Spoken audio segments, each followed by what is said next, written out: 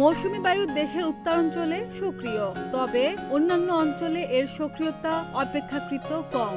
মৌসুমী বায়ুর সক্রিয়তা বেশি থাকায় দেশের উত্তরে আগামী সোমবার পর্যন্ত বৃষ্টি তুলনামূলক বেশি থাকতে পারে বলে জানিয়েছে আবহাওয়া অধিদপ্তর। তবে আগামী 5 দিনের শেষের দিকে বৃষ্টিপাতের প্রবণতা কমে তাপমাত্রা বাড়তে পারে বলে জানিয়েছে সংস্থাটি।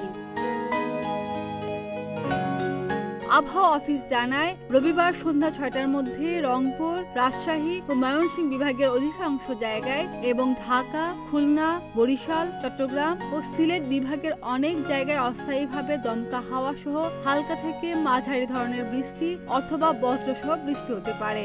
সেই সঙ্গে রংপুর, রাজশাহী ও ময়মনসিংহ বিভাগের কোথাও কোথাও মাঝারি ধরনের ভারী থেকে অতি ভারী বর্ষণ হতে পারে। এছাড়া দেশের উত্তরাঞ্চলে দিন ও রাতের তাপমাত্রা প্রায় অপরিবর্তিত থাকতে পারে। দেশের অন্যত্র তা সামান্য বাড়তে পারে। রবিবার সন্ধ্যা 6টা থেকে পরবর্তী 24 ঘন্টায় রংপুর, রাজশাহী ও ময়মনসিংহ বিভাগের অধিকাংশ জায়গায় এবং ঢাকা, খুলনা, বরিশাল, চট্টগ্রাম ও সিলেট বিভাগের অনেক জায়গায় অস্থায়ীভাবে দমকা হাওয়া সহ হালকা থেকে মাঝারি ধরনের বৃষ্টি অথবা বজ্রসহ বৃষ্টি হতে পারে। সেই সঙ্গে রংপুর, রাজশাহী ও ময়মনসিংহ বিভাগের কোথাও কোথাও মাঝারি ধরনের ভারী থেকে অতি ভারী বর্ষণ হতে পারে। এছাড়া সারা দেশে দিন ও রাতের তাপমাত্রা প্রায় অপরিবর্তিত থাকতে পারে। ডেস্ক রিপোর্ট, প্রতিদিনের বাংলাদেশ।